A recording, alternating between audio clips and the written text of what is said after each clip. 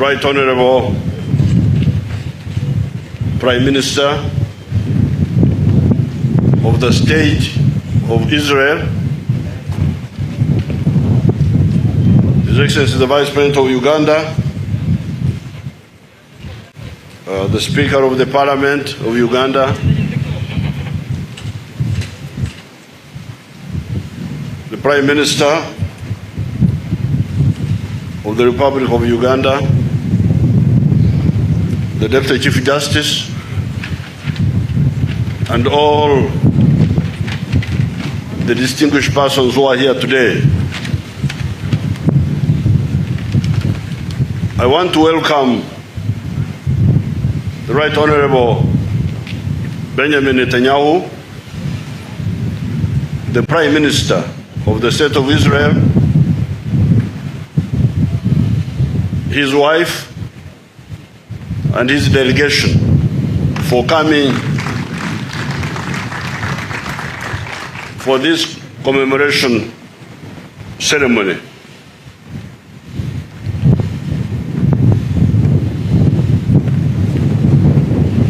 I want to thank him for turning this sad story 40 years ago into yet another instrument of bonding the Holy Land, Israel, Palestine, with the heartland of Uganda in particular, and Africa in general.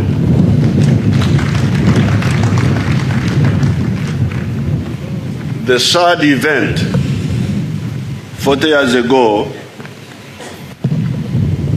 turned into another bond linking Palestine to Africa. I say this is yet another bond between Africa and Palestine, because there were earlier bonding events. The story of Joseph and Moses between 1886 BC and 1446 BC. You remember that story of Joseph? It was also a sad story, but it also created a bond, just like this one here. And then the story of baby Jesus being hidden in Egypt. I don't know which year. Because they say he was hidden there in the book of Matthew, chapter 2, verses 13 to 23. He was hidden there from Herod. Herod was a bad gentleman or something like that. Now, my people here wrote 4 AD, but I'm reluctant to read it because how could he be 4 AD when he had just been born? There must be. I need to do more research on the year. But the story in the book of Matthew says that baby Jesus was hidden in Egypt from Herod. So that's another bond between Africa and Palestine, but born out of sad circumstances. Even for the Muslim religion, in the year 622 AD, Prophet Muhammad had to flee from Arabia to Ethiopia. So again, the bonding between the Middle East, Palestine, and Africa in sad circumstances, but it is a bond. Then there is the famous story of the Queen of Sheba, which is found in the book of Kings, chapter 10, verses 1 to 13. The Entebbe rescue operation of 1976 is therefore yet another bond between the two areas growing out of adversity. Your brother, Jonathan, some Israeli hostages, and some Ugandan soldiers were killed here on that night of the 4th of July, 1976. Fortunately, the rescue mission succeeded and the innocent civilians were rescued.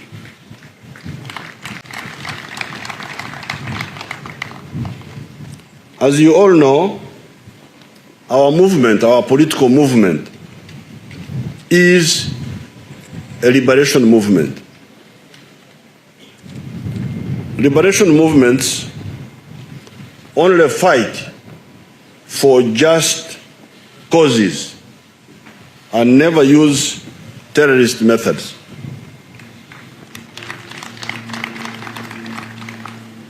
Therefore, for us, when it comes to which war to fight, it is both about the cause and the method. You must fight for a just cause, but also use civilized methods in fighting. Even if a fighter has a just cause to fight for, he or she should distill his or her methods. Indiscriminate use of violence is criminal. Why target civilians and non-combatants? Even soldiers, when they are not armed, should not be attacked.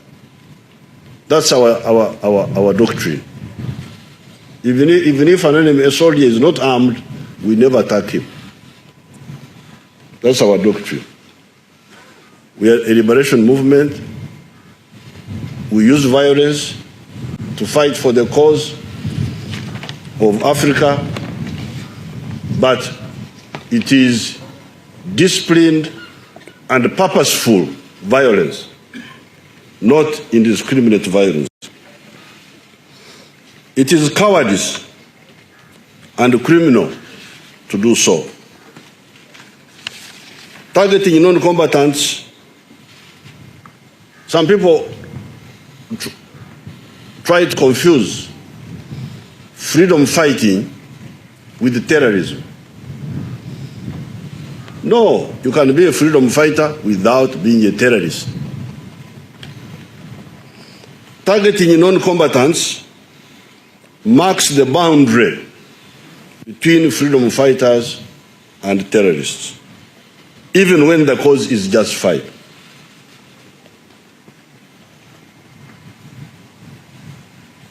In the broader matter of the Israel-Palestine area, we in Uganda are guided by the Bible.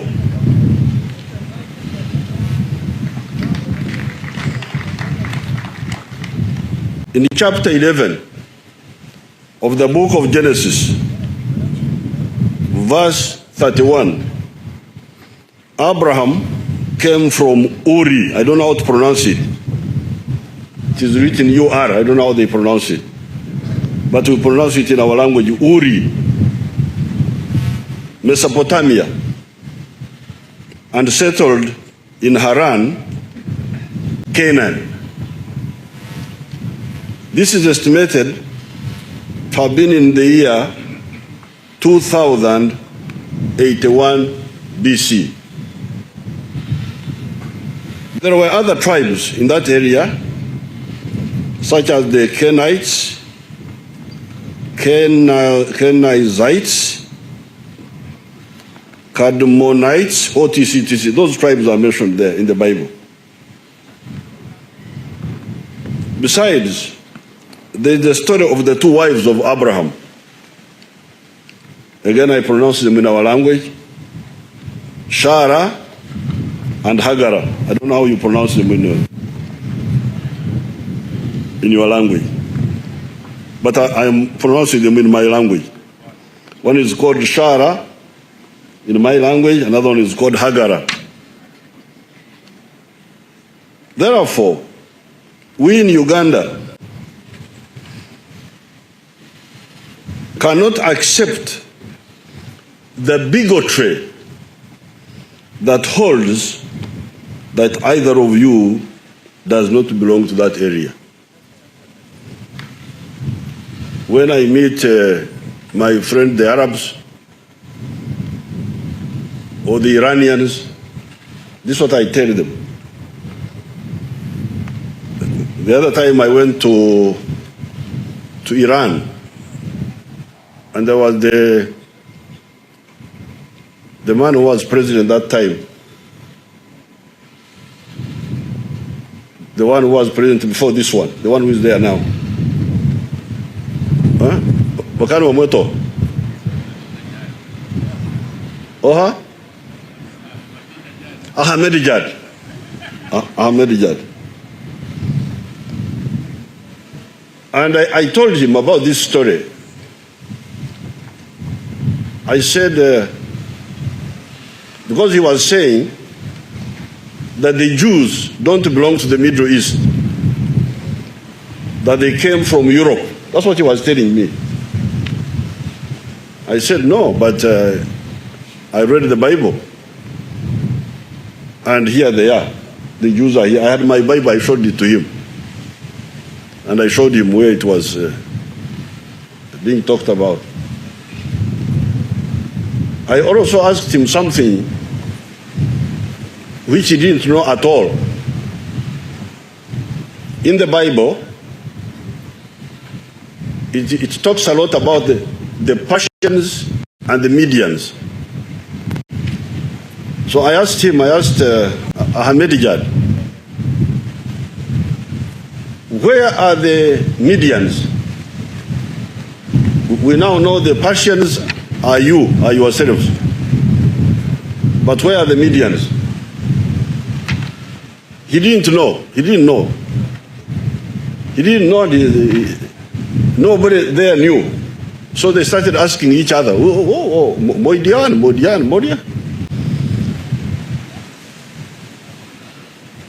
They went and got a very old man from the university. He's the one who came and said, oh, the Medians were something. So I could see that in some of these situations, there is a lot of ignorance. And so I normally tell my Arab friends and our Iranian friends that you are all mentioned in the Bible.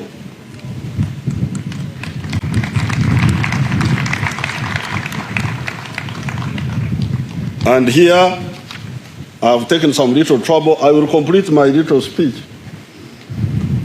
And I will quote the exact words when my little speech is finished.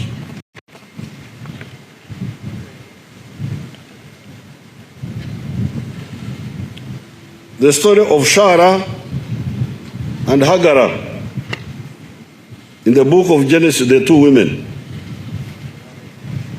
In the book of Genesis, chapter 1 and verses 9 to 13. Incidentally, you Israelis, you need to know, these Ugandans don't know that you are not Christians. They don't know. They think you are Christian.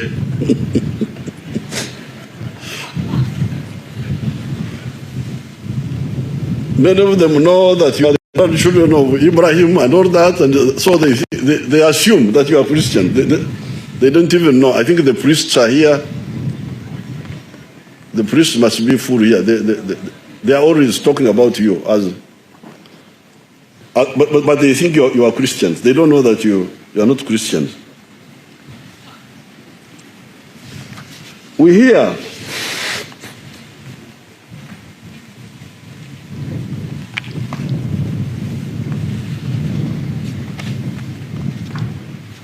that Jews came from Shara and Arabs came from Hagara. Therefore, we in Uganda cannot accept the bigotry that hold that either of you, as I've already said, does not belong to that area. The Romans upset the equilibrium by dispersing the Jews in the year 66 AD. Thereafter, the Jews suffered endless privations, endless sufferings, being victims of all sorts of hoodlums, such as Hitler, until the founding of the State of Israel in 1948. That's what the Prime Minister was saying here.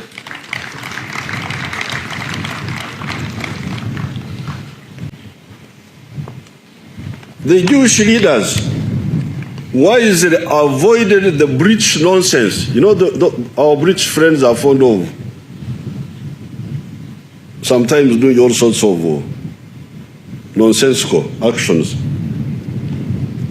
The Jewish leaders wisely avoided the British nonsense of proposing to bring you to Uganda because you had no historical claim here.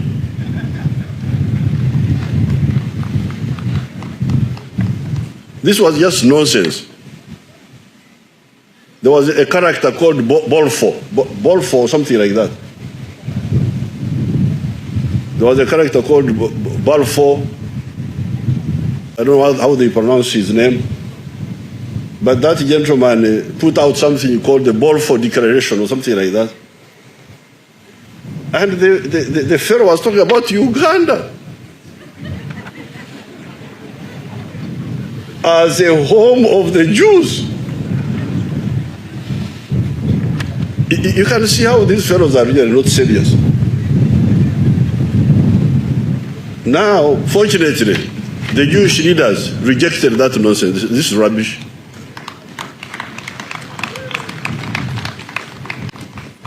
We have no historical claim on Uganda.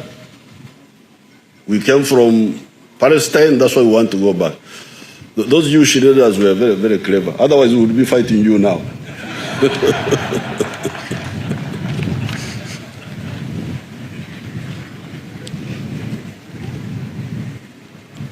No, this man was called Bolfo, that gentleman.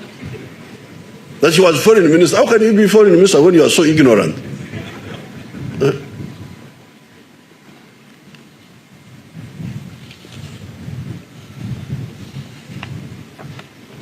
You went to where you had a historical claim, Palestine.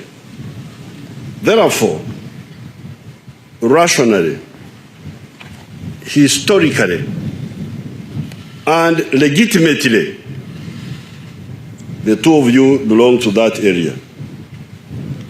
The only way for you and for the world is for the two of you to agree to live side by side in two states, one Jewish and the other one Arab, in peace and with recognized borders.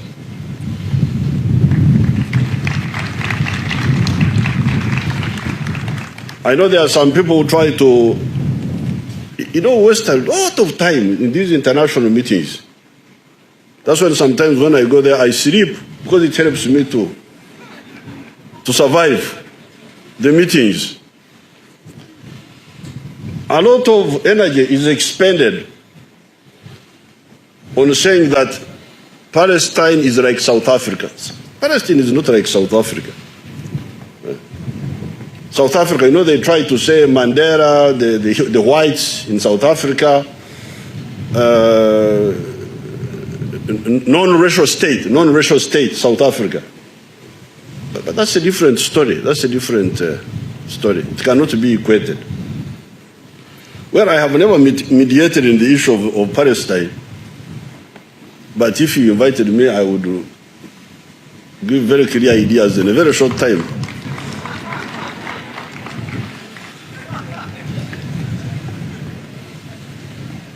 Because the issues are very clear.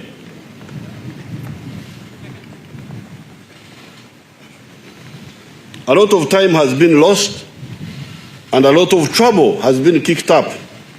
But I do not see any other way. Because they spend so much time on the right of the return of the refugees and all that. But this is not... One day, if they invite me, I will give them my views. By the time the Israelis came to rescue the hostages, in 1976, we had been fighting Idi Amin for 6 years. We had opposed Amin right from the beginning, because as patriots, we knew that Amin would head in the wrong direction. It is actually some of the Western countries that were supporting Idi Amin.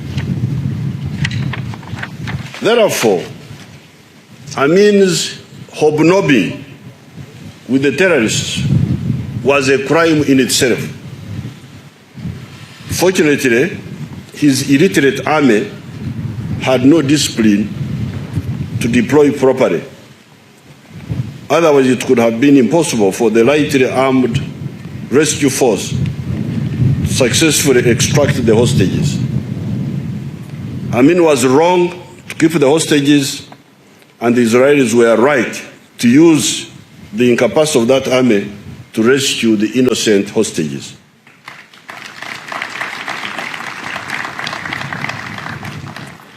Terrorist methods are wrong, unnecessary, and a complicating factor, even when the cause is just. I salute the memory of those who died on that occasion on account of the cascades of mistakes by the different actors. I praise the Lord for the lives of those that were rescued. 40 years from the sad events of 1976, that bonding through adversity should be turned into opportunity.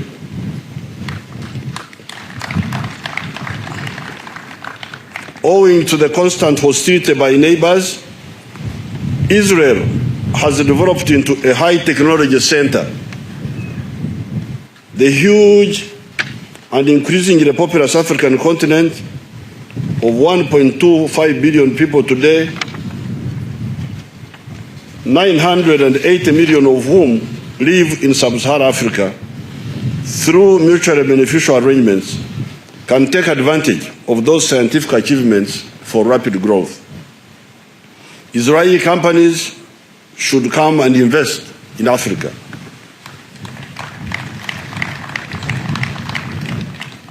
Trade between Israel, Africa,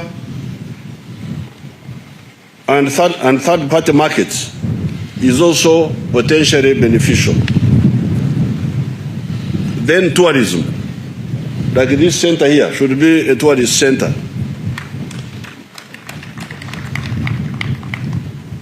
These Ugandans are always going to Palestine for pilgrimage. They always go to